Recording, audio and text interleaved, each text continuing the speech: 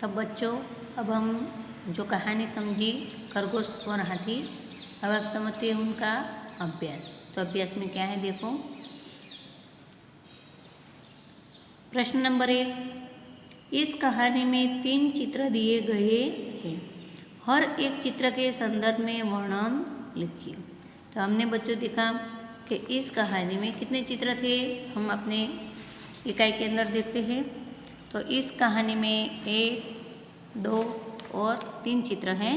तो इन 3 चित्र का हम थोड़ा वर्णन देखते हैं, चित्र में क्या क्या हमें दिखाई दे रहा है।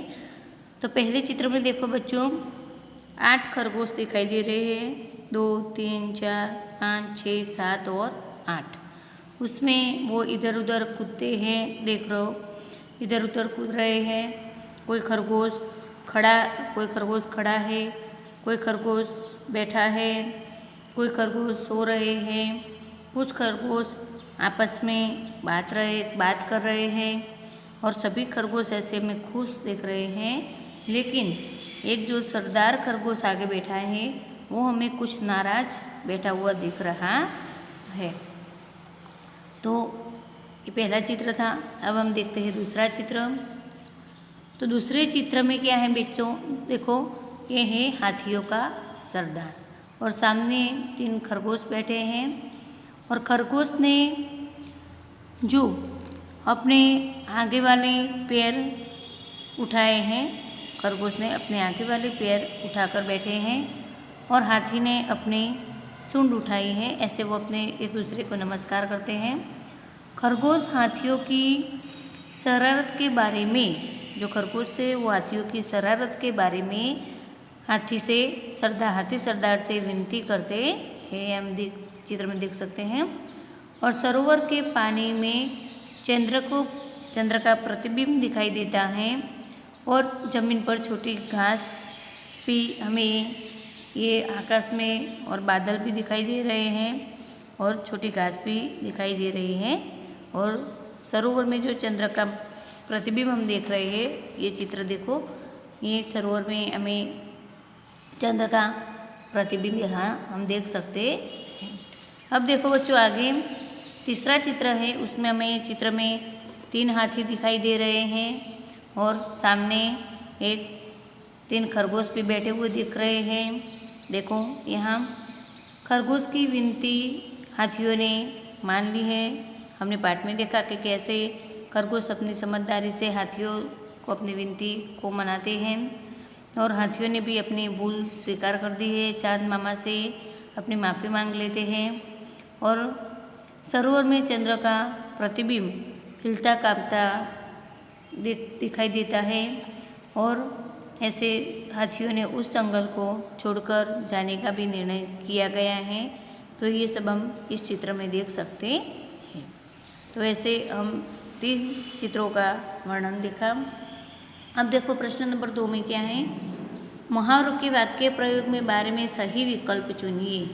तो मुहावरे के अर्थ हैं और उसका वाक्य प्रयोग किया है, तो वाक्य प्रयोग कौन सा सही इस मुहावरे के अर्थ में है वो देखना है। तो पहला तो फूला न समाना, तो उसका अर्थ होता है कि अत्यंत खुश होना। अब हर्ष परीक्षा में अनुत्तीर्ण के कारण फूला न समाया, तो ये भी हमें यहाँ सेट नहीं लगता है।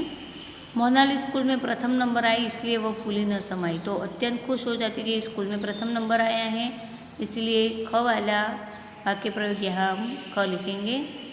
और सेठ पांचन की जायदाद लूट गई, तो ये भी दुख की बात है, खुश की बात नहीं है। अनुत्तीर्ण होना भी खुशी की बात नहीं है, तो प्रथम नंबर आना वो खुशी की बात है, इसीलिए ख नंबर यहाँ हम लिखेंगे। दूसरा है ऊंचे चढ़ना, तो उसका अर्थ है प्रगति करना। तो देखो दीपाली अंग्रेजी विषय में दिन प्रतिदिन ऊंचे चढ़ना चाहती है, तो ये बात अच्छी है। देखो तो उसमें इसीलिए मैंने क लिखा है। दूसरा हम समझते देखो कि हितेश एक ही कक्षा में 2 साल रहकर, तो ऐसे तो हम ऊंचे नहीं आ सकते, ऊंचे चढ़ नहीं सकते। बच्चे पेड़ पर ऊंचे चढ़ने का खेल खेलते हैं, तो वो भी अच्छी बात नहीं है। तो अंग्रेजी विषय में वो मार्क्स बढ़ाना चाहती है, ऊंचे चढ़ना चाहती है, तो वो बात अच्छी है। तो ये प्रगति की बात है, इसलिए हमने यहाँ क लिखा है। अब देखो पीछे का पेज में हम अभ्यास देखते हैं। अभिवादन करना मतलब कि सत्कार करना, तो उसका भी हमने क लिखा है। तो देखो, आयुषी ने वक्तृत्व स्पर्धा में अच्छा वक्तव्य दिया, इसलिए उसके पिता दर्शन कुमार ने उसका अभिवादन किया, मतलब कि उसका सत्कार किया। तनी शाम का अर्थ, इसलिए मित्र ने अभिवादन दिया, तो ये बात भी अच्छी नहीं है। शिल्पा दौड़ में हार गई, ये बात भी अच्छी नहीं है। तो कुछ अच्छा काम करते इसलिए उसको अभिवादन मिलता है, सत्कार मिलता है। तो यहाँ आयुषी ने वक्तृत्व स्पर्धा में अच्छा वक्तव्य दिया, इसलिए उसके पिताजी उसको अभिवादन करते हैं। अब देखो बच्चों, प्रश्न नंबर 3 में भी चित्र कहानी हमने देखी। आगे ऐसी कुछ चित्र कहानी है, चित्र की यादें, तो ये थोड़े पॉइंट्स दिए गए, उस पर से हमने चित्र कहानी में आपको सुनाती हूँ, आप सुनो।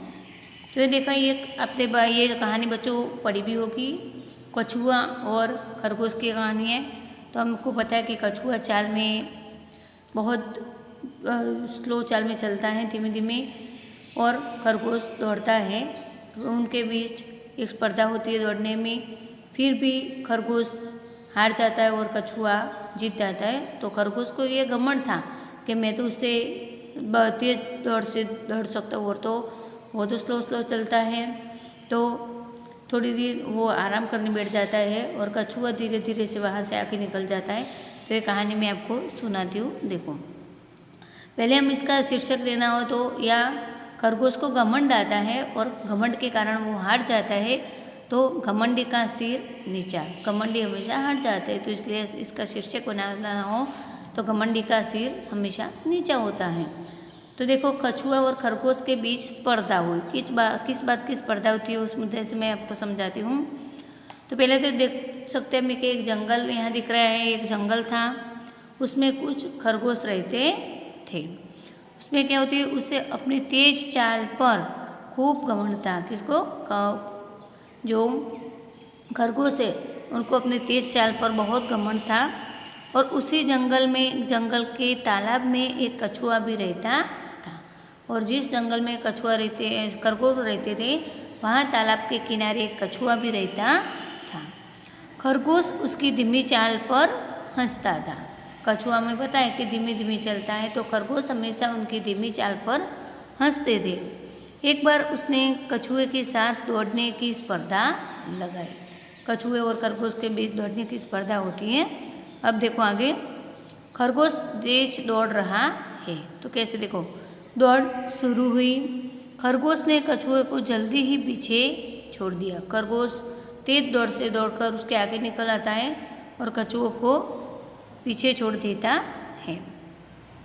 आगे जाकर उसने देखा कि कछुआ बहुत पीछे है।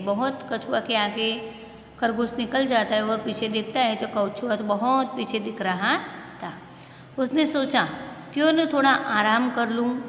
तो खरगोश सोचता है कि कछुआ तो बहुत पीछे है, तो मैं थोड़ा आराम क्यों न कर लूं। और वह एक पेड़ के नीचे आराम करने बैठा। और थोड़ी ही देर में क्या होता है कि उसकी झपकी आ गई और वह सो गया।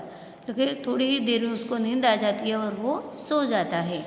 अब देखो क्या आता है यहाँ, खरगोश सो गया। जो तीसरे चित्र में देख सकते हैं कि खरगोश सो जाता है और कछुआ वहाँ से धीमे धीमे आगे निकल जाता है हंसते हुए। देखो, कछुआ धीरे धीरे चलता रहा।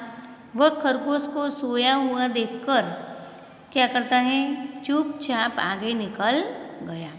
और खरगोश ने जाकर देखा तो कछुआ लक्ष्य पर पहुंच गया है। देखो, हम देख सकते हैं खरगोश उठकर देखता है तो कछुआ अपने लक्ष्य पर पहुंच गया था। और इस प्रकार कछुआ दौड़ में जीत जाता है और खरगोश हार गया। तो हम यहाँ इस कहानी को समझे, हमें इस कहानी से क्या सीख मिलती है बच्चों। तो घमंड का परिणाम बुरा होता है। तो कोई भी बात में हमें घमंड, अभिमान करना नहीं चाहिए। तो यहाँ खरगोश ने अभिमान किया, पर वो जैसे ही उसको झपकी आ गई और सो जाता है और कछुआ धीमे धीमे आगे निकल जाता है और जीत जाता है। तो ये खरगोश का घमंड यहाँ बुरा था, इसलिए उसका परिणाम बुरा आता है। तो बच्चों, इस कहानी में आधार पर हमने साथियों से प्रश्न पूछने के लिए कुछ प्रश्न बनाने हैं। तो देखो, यहाँ इस कहानी में से हम कौन से प्रश्न बना सकते हैं। तो पहले तो वो खरगोश को किस बात का घमंड था। दूसरा प्रश्न, कछुआ कैसे चलता है। तीसरा, कछुआ और खरगोश के बीच किस बात की स्पर्धा हुई। आगे खरगोश ने कछुए से आगे जाकर क्या किया, स्पर्धा में जीत किसकी हुई और इस कहानी से हमें क्या सीख मिलती है। तो ऐसे प्रश्न हम इस कहानी से बना सकते हैं। तो इस तरह हमने ये अभ्यास समझा। अब देखते हैं इसका स्वाध्याय। अब देखो बच्चों, हम इसका स्वाध्याय देखते हैं। प्रश्न नंबर 1, प्रश्नों के उत्तर दीजिए। पहला प्रश्न है, खरगोशों के बिल कहाँ थे। तो हमने देखा कहानी में कि खरगोशों के बिल सरोवर के किनारे गीली जमीन के अंदर थे।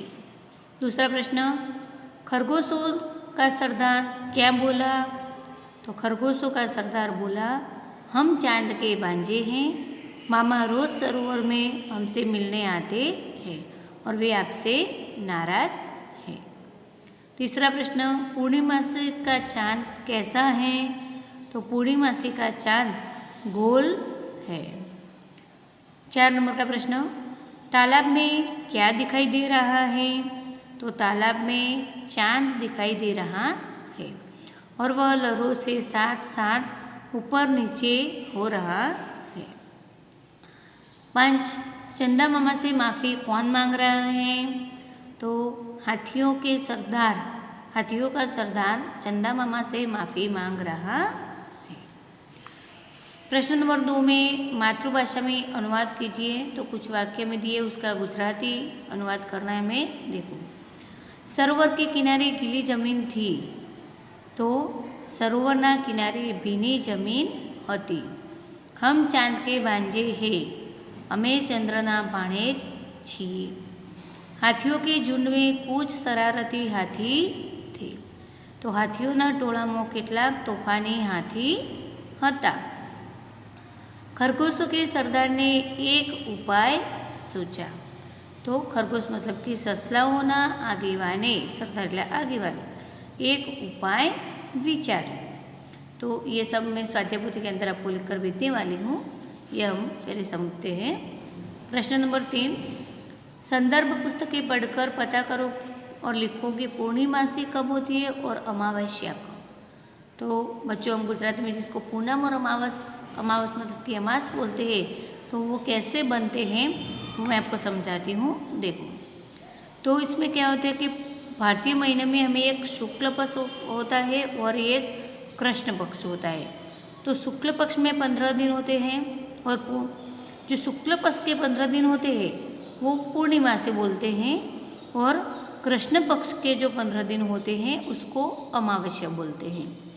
और चंद्र जब पृथ्वी की छाया में आ जाता है तब पृथ्वीवासियों को दिखता नहीं है और उस रात क्या होता है, अमावस्या होती है। और जब चंद्र पृथ्वी की छाया से बाहर निकलकर पूर्ण रूप से थाली जैसा दिखता है, मतलब कि चमकता हुआ हमें दिखता है गोल, उस रात क्या होता है, पूर्णिमा होती है। तो वैसे हम समझ सकते हैं कि कृष्ण पक्ष मतलब अमावस्या, शुक्ल पक्ष मतलब पूर्णिमासी। जब चंद्र पृथ्वी से बाहर आता है तब पूर्णिमासी बनती है और जब चंद्र पृथ्वी के अंदर होता है, हमें दिखता नहीं, तब अमावस्या बनती है। 15-15 दिन का ऐसे डिफरेंट होता है। तो ऐसे हम बच्चों हमने अभ्यास और स्वाध्याय देखा। होमवर्क में मैं आपको स्वाध्याय पोथी बुरकर भेजने वाली हूँ। तो स्वाध्याय पोथी के अंदर देखकर आपको अच्छे अक्षर से राइट लिखना